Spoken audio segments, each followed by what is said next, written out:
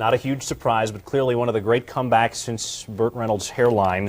It came in a two-word statement, which is now just begging to have a Nike campaign built around it. Quote unquote, "I'm back." Ladies and gentlemen, we are officially in the best 5-month period of the year. We have made it to the months that end in Burr, and of course that means after a long 7 months, NFL football is finally back. Now, it has been a very long time since we've last met on this channel, almost 2 years to be exact, when I last tried predicting the entire 2024 playoffs, and that obviously did not go very well.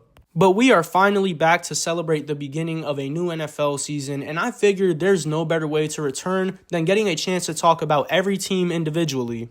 Which brings me to the premise of this video, where I am going to be ranking every NFL team within their respective divisions from 4th all the way to 1st in their division. Pretty self-explanatory if you ask me, and with me not having much more to introduce, let's just get straight into it. Let's start off in the NFC South, where at last place I have none other than the New Orleans Saints, who I have projected to go a whopping 3-14 this season. I mean, you just look at their roster and there is so much to be desired. They have the worst quarterback room in the league by far. Their main weapons on offense consist of a 30-year-old Alvin Kamara and a concussion-prone Chris Olave, and most of their key players on defense are aging. I don't think the Saints are going to be in contention for the number 1 pick. No, I think they are going to get the number 1 pick this upcoming draft. Arch Manning, congrats, buddy. You are a New Orleans Saint. Moving on to 3rd in the NFC South, I have none other than the Carolina Panthers, who I have going 7-10 this year. And I tried to be as unbiased as possible with this one because, of course, the Panthers are my favorite team. The second half of last season was the most positive I felt about the Panthers in quite some time because there were visual and statistical improvements from Bryce Young. Chuba Hubbard had a breakout season. J.C. Horn was the only bright spot on a defense that was one of the worst in league history last season. And coming into this season, I think the Panthers had a very good, very successful offseason. We drafted Tedaroya McMillan in the first round, who is going to have a great connection with Bryce Young. We built up our defense throughout the rest of the draft and free agency, and then we added some additional depth to the receiver room with guys like Hunter Renfrow and Jimmy Horn. I think the bottom line for this Panthers team is we have no excuse to not finish with at least 2 more wins than we had last season. Last year we went 5-12. If we don't go minimum 7-10 this season, I will be disappointed. I will. Coming in second place in the NFC South, I had the Tampa Bay Buccaneers, and this might sound a little jarring at first considering the Bucs have won the division each of the last 3 or 4 years, but there are just a lot of question marks for me for the Bucs heading into this season. They lost Liam Cohen to the Jaguars after he helped Baker Mayfield have his best season since he's been drafted. Their receiver room is also very banged up at the moment. Chris Godwin won't be back until later in the season. Jalen McMillan is on injured reserve. And their defense, mainly their secondary, is still very suspect.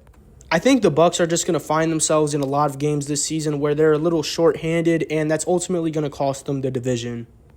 And of course, that leads me to having the Atlanta Falcons at first in the NFC South. I am very high on the Falcons this year. I was also high on them last year, and through the first half of the season, they were really good. At week 9, they were sitting at 6-3, which comfortably put them in the playoffs, but then Kirk Cousins got injured, and it just sort of derailed their entire season from there. Now, coming into this season, they have Michael Penix under center, who I think has a lot of upside, and they've got a pretty solid offense surrounding him. They've got Bijan Robinson, who I think is going to emerge as one of the best running backs in the league this year. Drake London and Darnell Mooney in the receiving corps, and of course, the man himself, Kyle Pitts, who is finally due for his breakout season this upcoming year. Yes, I drafted him in fantasy. If it doesn't work out, I will never be drafting him again. But more importantly, I'm expecting a lot of improvements on the defensive side of the ball for the Falcons. Last year, their main issue on defense was their pass rush. They finished 31st in the league in sacks, and overall, they just had a very rough time getting to the quarterback. They addressed that issue in the first round of this year's draft, taking both Jalen Walker and James Pierce Jr., 2 additions who I think are going to heavily improve this Falcons defense. You combine that with what I think is a very good offense, one that'll finish top 10 this year, and the Falcons have a really solid recipe for success. At the very minimum, they should be going above 500. I have them finishing 10-7. But I could even see that stretching beyond to 11-6 or maybe even 12-5, depending on how good Michael Penix really is. I could see the Falcons having a season similar to the one the Commanders had last year.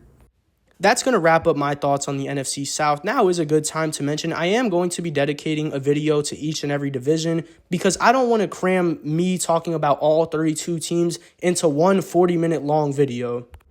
I think as a viewer, it's a lot easier to digest different videos for each division, and it also just gives me more times to focus on specific teams and specific divisions if I feel need to.